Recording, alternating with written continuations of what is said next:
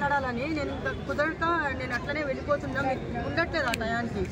ఇప్పుడు ఈ తమ్ముడు నా తమ్ముడు చాలా బాగా మాట్లాడాడు, కన్నీళ్ళు పెట్టుకున్నాడు. ఎప్పుడైనా మీరు వచ్చి కనిపిస్తే మాత్రం మీకు నేను ఏదన్నా ఇస్తాను. ఇప్పుడు కూడా నేను అడుగుతున్నా అందరికి, నేను ఫోన్ పే చేస్తాను. ఎప్పుడైనా వస్తే మీరు కనపడండి నాకు, అంటే ఏంటంటే సహాయం చేయండి, ఎంతో సహాయం చేయండి పెద్ద అయినా కాబట్టి ఎంతో సహాయం చేయాలి. అంతేగాని వీడియో తీసుకొని మీ ఇష్టం మీరు తీసుకుంటారు పోతారు. మరి ఆయన పరిస్థితి ఉండు తమ్ముడు. ఇంకోటి ఏం చెప్తున్నాడంటే చాలా మంది ఆగండి, చాలా మంది ఏం చేస్తున్నారంటే వందలు తాగి తినేసి ఇప్పుడు అది ఎక్కువైపోయి రోడ్ల మీద పడేసేది కూడా మనం చూస్తున్నాము. ఆ పడేయడం అంత డబ్బులు ఖర్చు పడేసే బదులు ఇలాంటి వాళ్ళకి కడుపు నిండా అన్నం పెట్టండి అంటున్నాను నేను.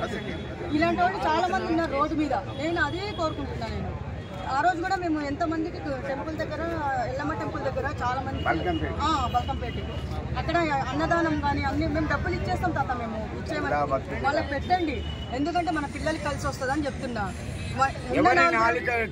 4 రోజుల బతుకులకి ఇవన్నీ వేస్ట్.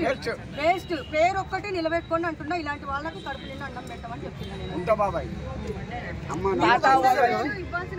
కాబట్టి దయచేసి చిన్న ఛానల్ వాళ్ళు కూడా చెప్పేది ఒకటే ఒక మనవి, దయచేసి చిన్న యూట్యూబర్లు కూడా మీరు కూడా ఎంతో సంపాదిస్తారు కాబట్టి సంపాదించిన దాంట్లో ఇవ్వండి అని చెప్తాం అంతే.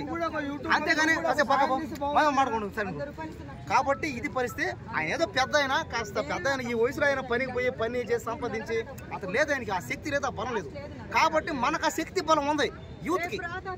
ప్రతి ఒక్క చిన్న యూట్యూబర్కి పెద్ద యూట్యూబ్ ఛానల్ అందరికీ ఉంది. కాబట్టి ఎంతో కొంత సహాయం చేయండి, వాళ్ళకి ఎంతో కొంత సహాయం చేయండి, వాళ్ళని ఆదుకోండి. అందరూ బతకాలి. తెలుగు చిత్రసీమ, ఈ తెలుగు సినిమా ఫీల్డ్ పరిశ్రమ అందరూ బతకాలి. చిన్న ఆర్టిస్టులు కానీ పెద్ద ఆర్టిస్టులు కానీ అందరూ బతకాలని చెప్తారు. ఇదంతా అందరికి నమస్కారం. Great aunty, great aunty, aunty great aunty. Sir mic తీసుకుంటాం, మంచి హెల్ప్ చేశారు ఆంటీ.